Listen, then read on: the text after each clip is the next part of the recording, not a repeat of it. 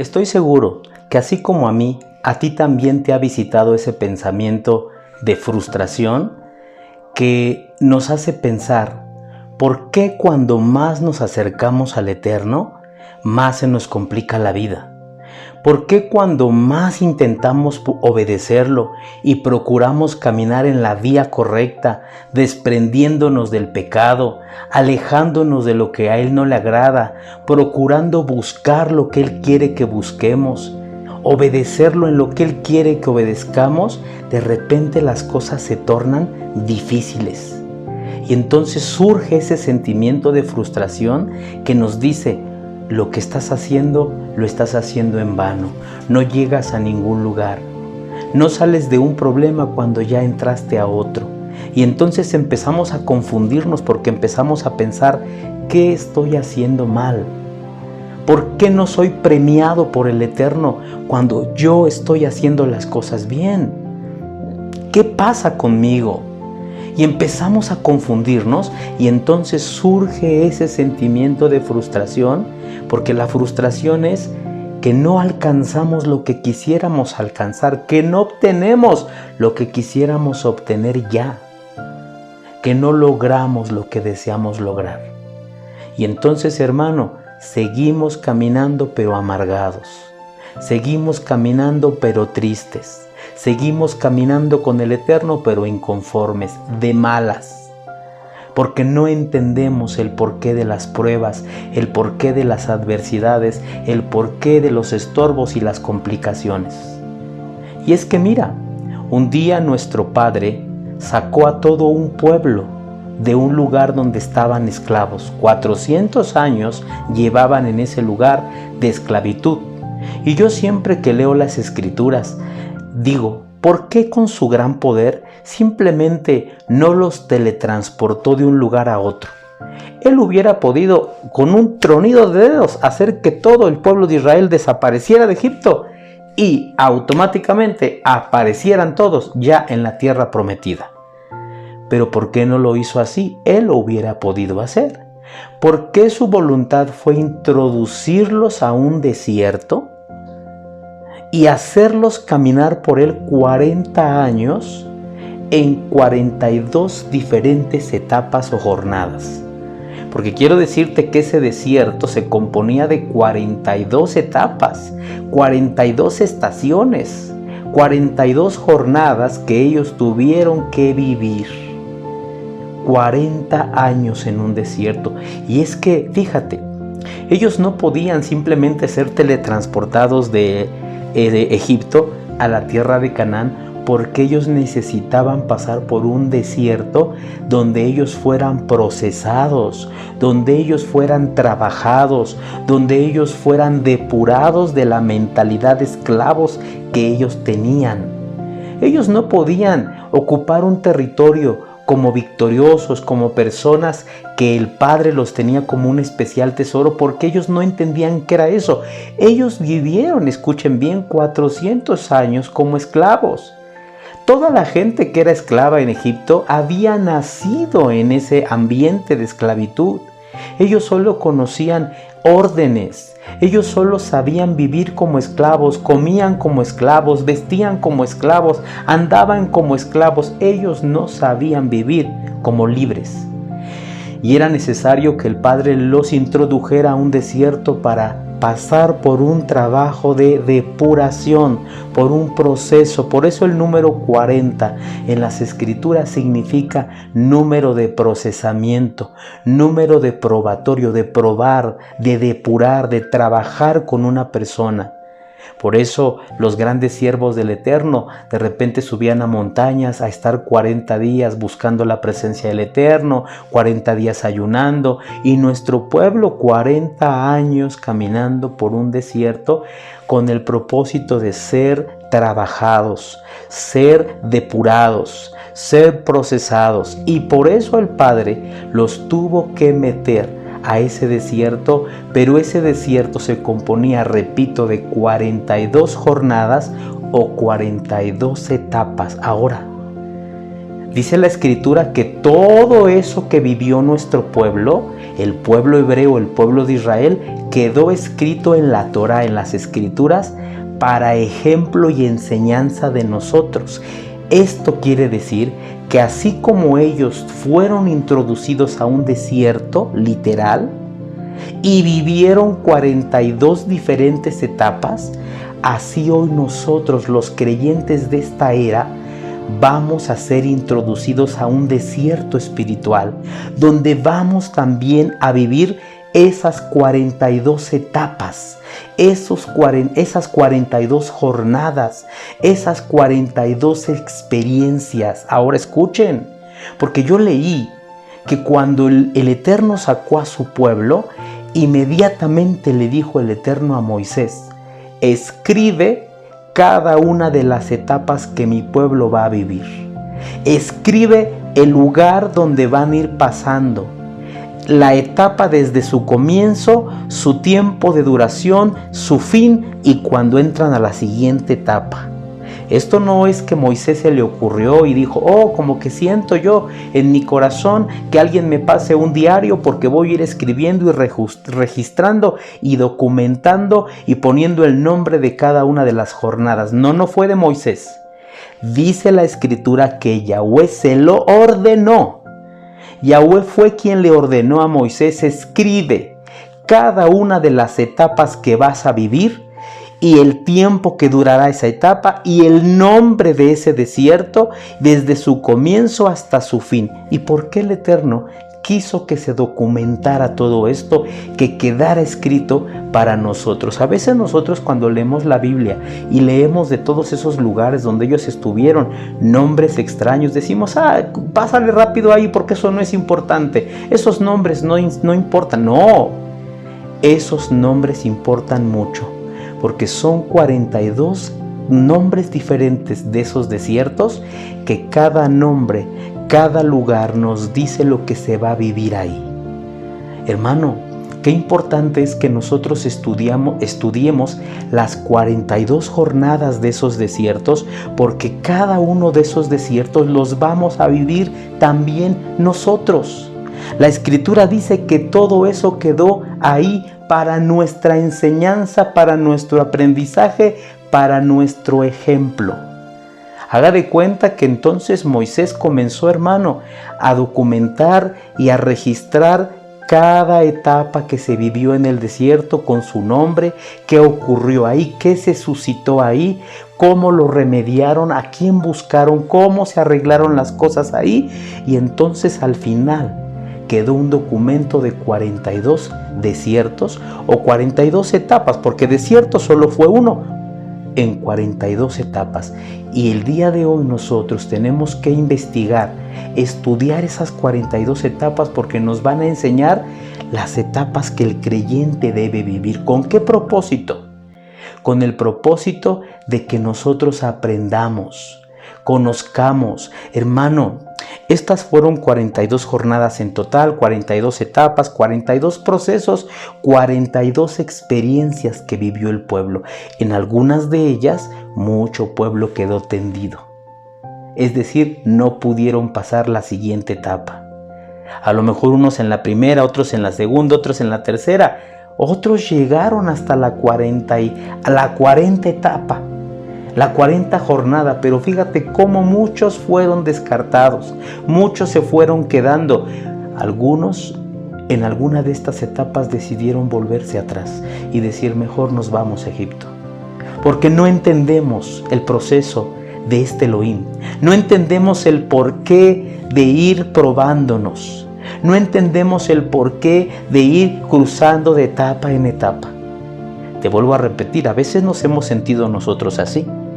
No entendemos el plan del Eterno. Y es que mira, partían de una jornada a otra, la vivían, salían de una etapa para entrar a otra. Pero el proceso y el plan del Eterno era que cuando ya se había cumplido el tiempo y se había aprendido lo que se debía aprender, Elohim les decía: pasen a la siguiente jornada. O sea, ¿cuánto duraba una jornada? ¿Cuánto duraba una etapa? Lo que tenía que durar. Ellos entraban Elohim trataba con ellos, y cuando ellos estaban en la etapa, aprendían lo que tenían que aprender, experimentaban lo que se tenía que experimentar, entonces Elohim decía, es momento de que pasen a la siguiente etapa. ¿Cómo ocurría esto, hermano? Esto ocurría porque eran guiados por una nube.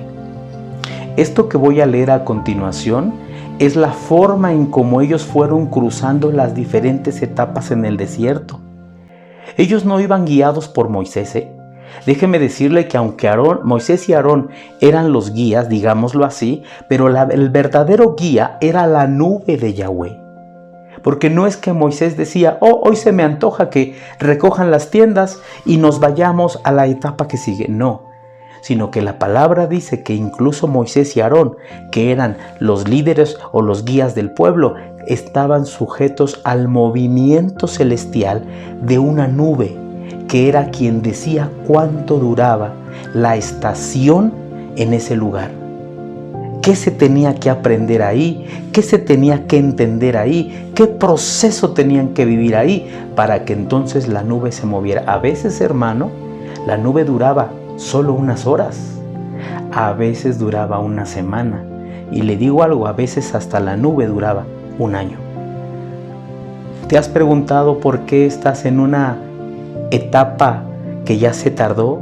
Y dices, es que ¿por qué estoy en una etapa estacionado? Y yo quisiera que ya se acabara en mi vida esta situación en la economía, esta situación en mi cuerpo, esta situación en mi soledad, esta situación.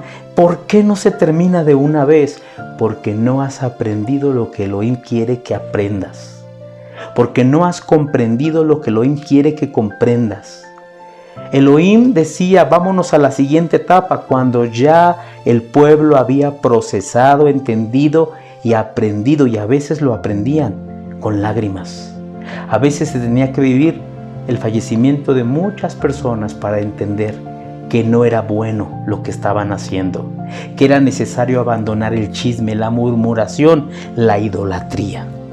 Hermano, es que hoy no voy a hablar de los nombres de cada una de estas etapas.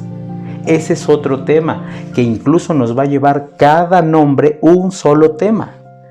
En pocas palabras, vamos a tener que tener 42 temas, porque no se puede hablar en un tema de todas las etapas. Pero lo que te puedo decir en resumen es que en cada etapa se vivieron cosas diferentes.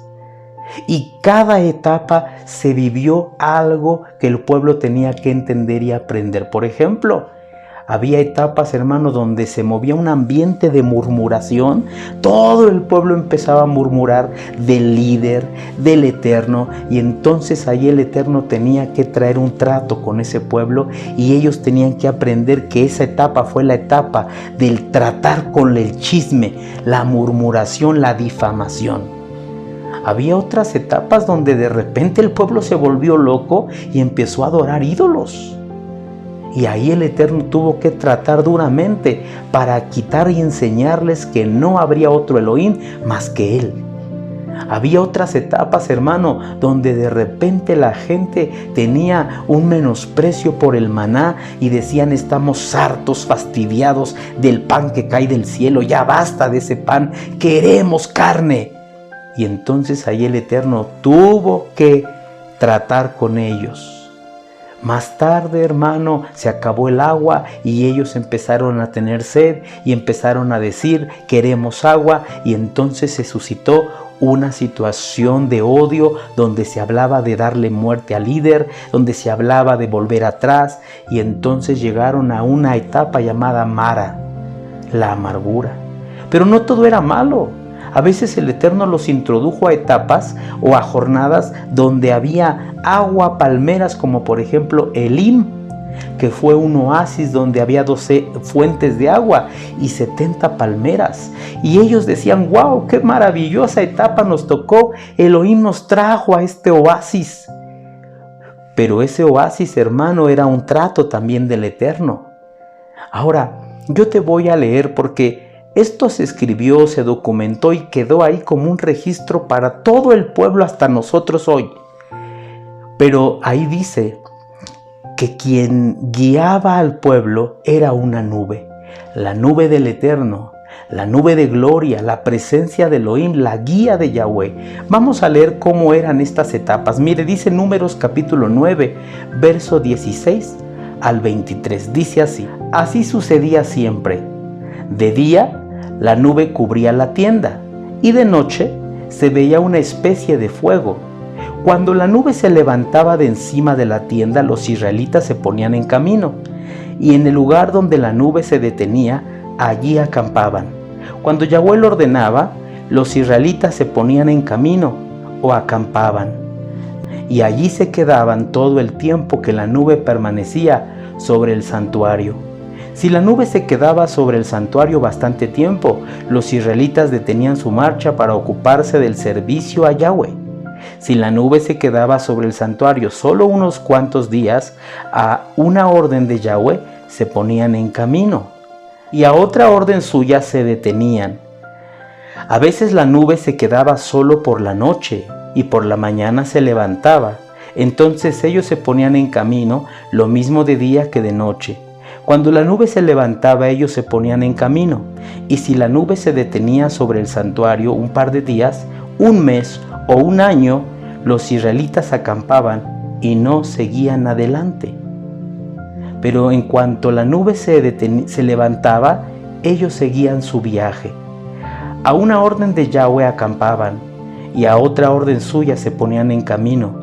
Mientras tanto, se ocupaban del servicio a Yahweh, como él lo había ordenado por medio de Moisés. ¿Te das cuenta? Cómo quien guiaba el paso a la siguiente etapa o a la siguiente jornada no era Moisés, no era Aarón, era el mismo Elohim a través de una nube que de día les daba la sombra, pero de noche les daba fuego y luz. Una nube que estaba con ellos, la misma presencia del Eterno, la Shejina. Pero esta nube es la que les decía: levanten las tiendas y vayamos a la siguiente etapa, quedémonos aquí. Y dice que a veces era cuestión de horas el estacionarse, a veces cuestión de meses, o a veces incluso un año les llevaba quedarse ahí.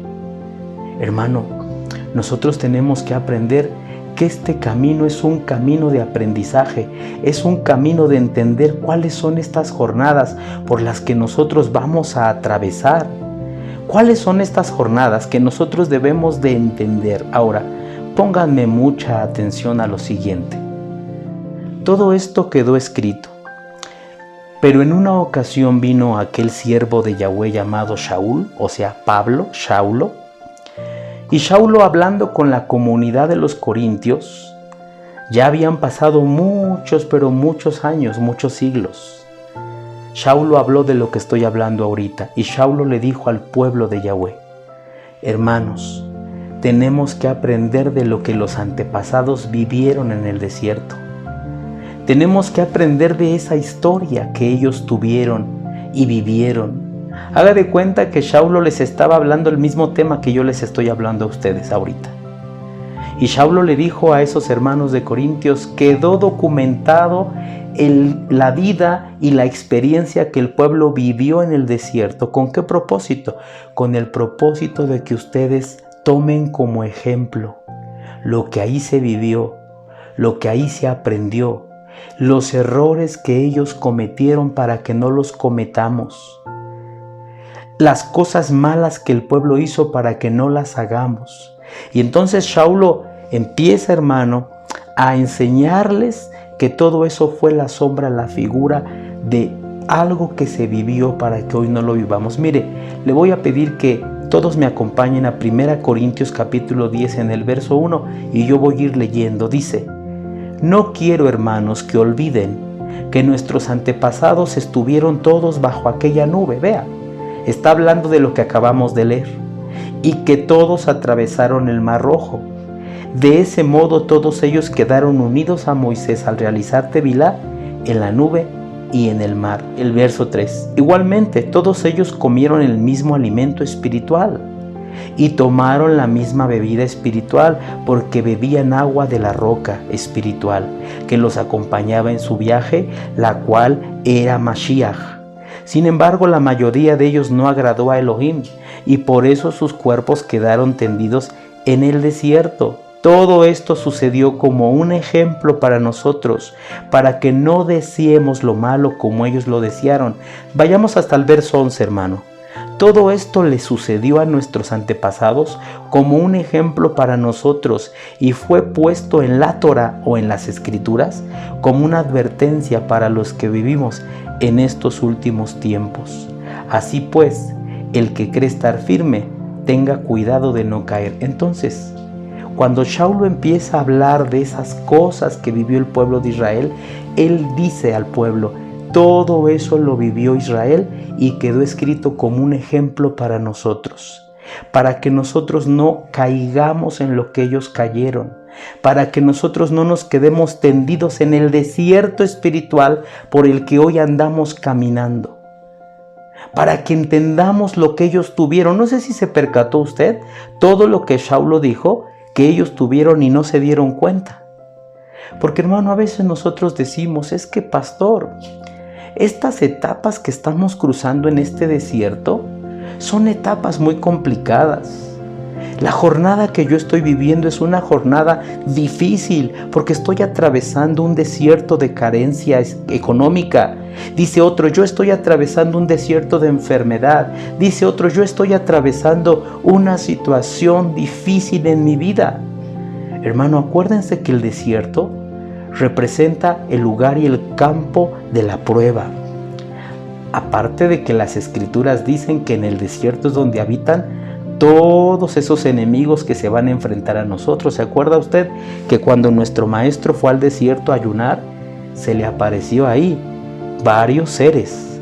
Aunque las Escrituras narran que solo se le apareció el diablo, el adversario, nosotros podemos, por estudiar las Escrituras, ver que en el desierto habitan seres que fueron confinados a vivir ahí, como Azazel, aquel ángel caído que el libro de Enoc dice que cayó para ser encerrado en algunos lugares del desierto, confinado a estar ahí bajo las rocas, y es en el desierto donde el pueblo de Israel caminó. Por eso hay escrituras que dicen que el pueblo de Elohim empezó en el desierto a adorar la imagen de demonios en forma de cabra, porque Azazel significa una cabra. Y es ese mismo Azazel que se presentó en el desierto con Yeshua para tentarlo.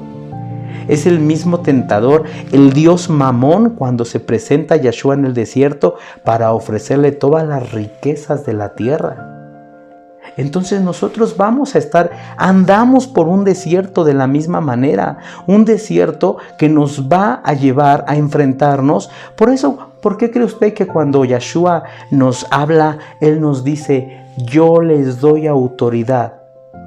Toda autoridad me ha sido dada y yo a ustedes les doy autoridad sobre el poder del enemigo y nada les dañará. Hollarán serpientes y escorpiones. ¿Por qué específicamente nos dio poder sobre serpientes y escorpiones? Porque estas dos alimañas son las alimañas del desierto. En el desierto es donde hay serpientes y escorpiones. No nos dijo otra alimaña. Nos dijo específicamente serpientes y escorpiones, porque en lo espiritual hoy su pueblo está caminando por un desierto donde vamos a vivir estas etapas, 42 diferentes etapas. ¿En cuál estás ahorita? ¿Cuál estás viviendo en estos momentos? ¿Ante qué serpientes y escorpiones te estás enfrentando? Pero no temas, dijo, les doy poder y autoridad para hollar, para pisotear serpientes y escorpiones. Hermano, Salmo 91 dice que nosotros pisaremos serpientes y aullaremos, es decir, destrozaremos serpientes y no nos harán daño. Entonces, mis queridos hermanos, somos nosotros metidos a un desierto porque el desierto representa un lugar donde tenemos que ser procesados, depurados y trabajados en nuestro carácter, en nuestras debilidades, para ser entrenados, para reforzar áreas en nosotros que tienen que ser reforzadas. Es que, ¿qué nos gustaría a nosotros, no? Que nos trasladen de aquí al lugar de la eternidad, al reino eterno. Eso quisiéramos, pero es necesario que crucemos por una depuración, es un peregrinaje. Somos peregrinos, somos extranjeros y estamos atravesando un desierto. Ahora, importante que leamos lo que dijo Saulo, que tenemos en esta travesía que llevamos por el desierto. Bueno, vamos a leer, hermano, desde el verso 1, que estamos en 1 Corintios 10, verso 1.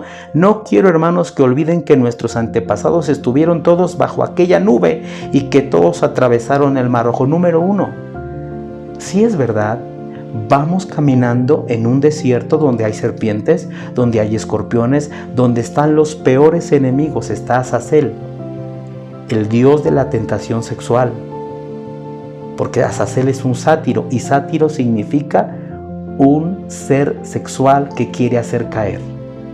Vamos a tener la tentación de Mamón. Mamón es la inclinación al interés, al dinero, a la avaricia. También se va a presentar ante nosotros el mismo enemigo para tentar y para querer hacernos caer en diversas tentaciones. Esas son las serpientes y los escorpiones. ¿Por qué? Porque la serpiente muerde, inyecta su veneno. Muchas personas en el desierto, hermano, hubo una etapa en donde ellos se quedaron tendidos porque fueron mordidos por serpientes ardientes. Y tuvieron ellos que orar al Padre, y el Padre dio una forma de escapar de esas mordidas, de esas serpientes, viendo el asta de cobre, de bronce. Eso lo vamos a aprender después. Son etapas que ellos vivieron, pero ellos se enfrentaron a serpientes literales que los mordían y morían. Entonces, hermano, estamos atravesando un desierto, pero algo interesante que aquí debes de leer: todos anduvieron bajo la nube. Quiere decir que estas etapas no las estamos viviendo solos, sino que el manto de Elohim, la nube de Elohim, la guía de Yahweh, porque esa nube, entendamos que esa nube es el manto de Yahweh, que en el día nos da sombra para que el sol no nos queme, para que el sol no nos fatigue. ¿No has leído? El sol no te fatigará de día.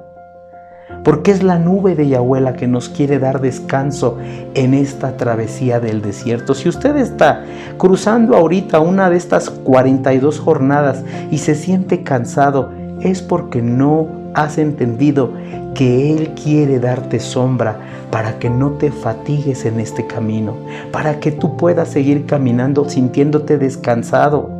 Solo que tienes que tener fe en que Él es la nube que nos da el descanso y la sombra. Ahora en la noche nos da abrigo para que no nos enfriemos, para que nuestro amor no se enfríe, para que no temamos. Porque ¿qué ahuyenta a las bestias del desierto? Cuando hay una luz, cuando hay un fuego. Y la nube en la noche se manifestaba como una antorcha que los cubría, los iluminaba. ¿Ya te diste cuenta que entonces qué bendiciones que sí, vamos atravesando un desierto difícil, un desierto complicado, un desierto con muchas pruebas, pero no vamos solos, hermano? Elohim va ahí con nosotros en su nube, la nube de gloria, sombra de día, fuego de noche, y que además de esa nube se desprenden sus bendiciones. Dice el verso 2, de ese modo todos ellos quedaron unidos a Moisés al realizar el Tevilá en la nube y en el mar. Ellos quedaron unidos a Moisés, pero nosotros quedamos unidos a Mashiach, porque hemos hecho el Tevilá en su nombre para unirnos e identificarnos con Él en las aguas. Qué hermoso es que aunque estamos atravesando un desierto, nosotros vamos unidos a nuestro Rey, a nuestro Redentor, al Salvador, Yahshua. Dice el 3, igualmente todos ellos comieron el mismo alimento espiritual. ¿O ya se dio cuenta que aunque vamos atravesando un lugar de prueba, tenemos un alimento espiritual que cae de esa nube? Ese alimento es el maná, ese alimento y es la bendita palabra revelada. Y es que en un lugar, en una congregación donde se predica palabra revelada, no puños de harina, porque hoy hay muchas congregaciones donde los siervos solo abren libros y solamente al pueblo le dan puños de harina, pura letra, que hace que la gente sí diga, oh, wow, oh, qué misterios, oh, qué increíble. Pero el pan no son puños de harina. El pan de Yahweh es un maná que viene para abrir los ojos, que viene para nutrir, para alimentar, para hacer sentir satisfecho y alimentado a aquel que lo come. Entonces, en esta travesía del desierto y de las pruebas que vamos cruzando, que vamos viviendo, tenemos el pan de Yahweh, tenemos la palabra de Elohim. Yo te recomiendo que te pongas a escuchar los temas que yo tengo aquí grabados. No esperes a que salga un nuevo video. Cuando ya tenemos más de 100 videos, más de 100 enseñanzas, escoge la que quieras, escúchala, porque ese pan, ese alimento va a ser para ti el maná que Yahweh quiere darte. Ahora dice el 4, y tomaron la misma bebida espiritual, porque bebían agua de la roca espiritual que los acompañaba en su viaje, la cual era Mashiach. ¿Ya viste? Iba una roca caminando con ellos, y esa roca brotaba agua viva, porque esa roca era Mashiach. Hermano, sí es verdad, vamos en un desierto difícil, en un desierto que de repente el sol nos quema, y de repente, hermano, estamos ya cansados del desierto, pero tenemos a la mano el agua de Yahweh, que es Yahshua, el agua viva. Lo que pasa es que no te acercas. Yo le digo a los hermanos todo el tiempo que estamos en la congregación, si usted se está muriendo de sed es porque quiere, porque el agua de Yahweh está a la mano. Solo que no queremos levantarnos en las mañanas a buscar, a orar y a clamar para beber de esas aguas vivas. Pensamos que beber aguas vivas solo es ir un día a la semana a una congregación a Shabbat, pero el agua viva no se bebe una vez a la semana. Yo lo reto a usted a que una vez a la semana beba agua, literal, ¿verdad que no? Tenemos que beber agua todos los días y a cada rato, porque nuestro cuerpo no lo exige, no lo pide. Así es el agua de Elohim. Se debe de beber todo el tiempo, debemos de adorarlo, porque así como nosotros le damos de beber a Él adoración, Él nos da a beber de su presencia, de su palabra, de su agua viva, cristalina y espiritual.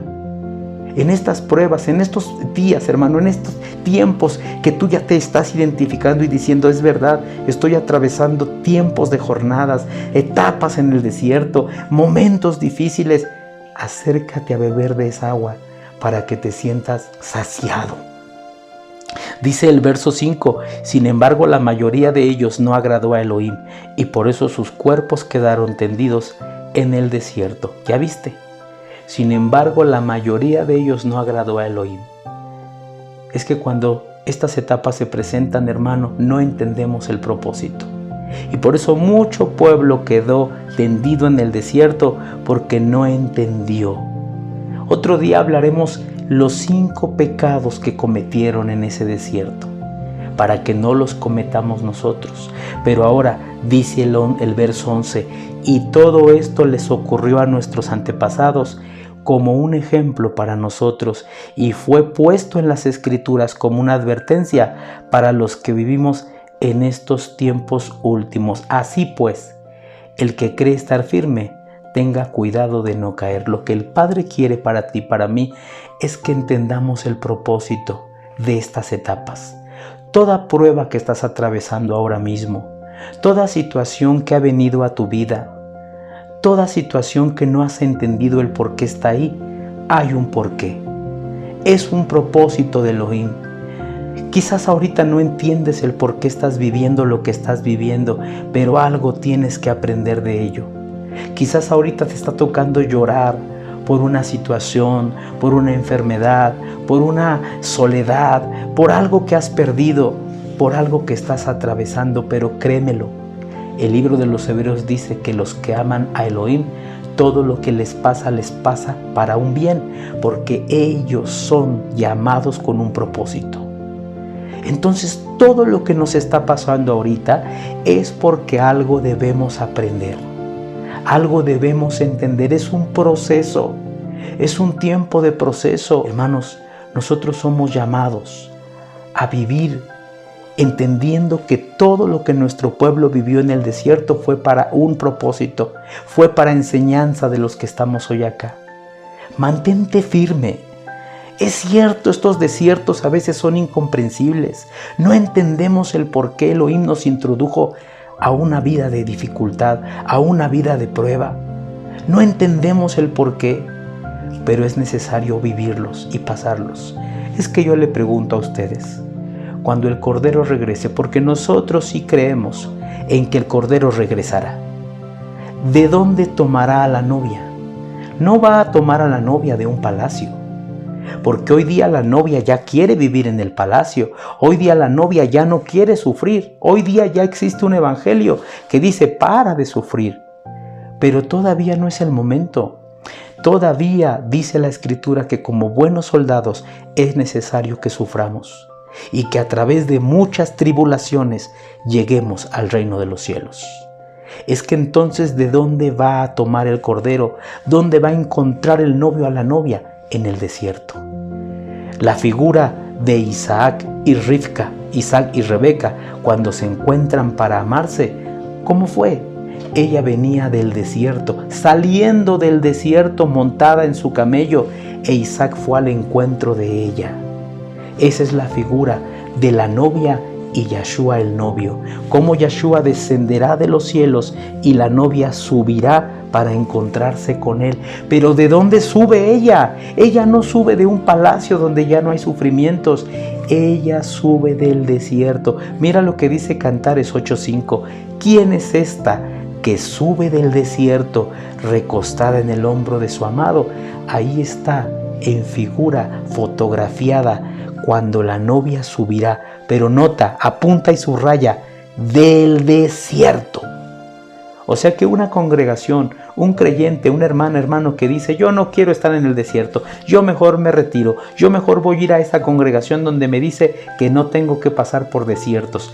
Entonces tú no eres la novia, porque la novia subirá del desierto, el amado la recibirá y entonces ella se recostará en su hombro e irán al lugar de Elohim, al lugar asignado, preparado para que la novia esté con el amado.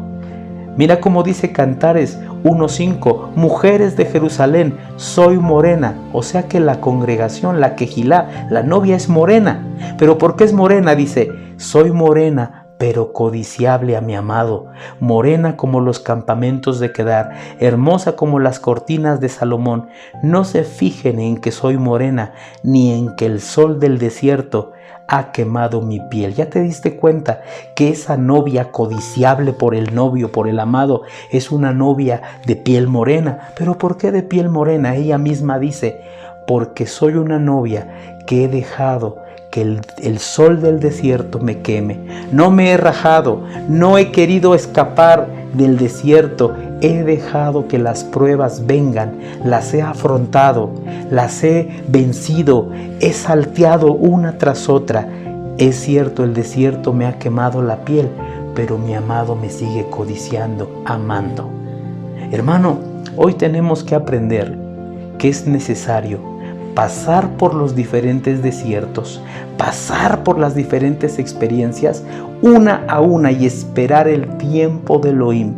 ¿Quién es el que tiene el tiempo para que tu etapa en ese desierto en el que estás se termine? Solo el Eterno. Solo tu fe. Mantente en fe. Sigue confiando en Él.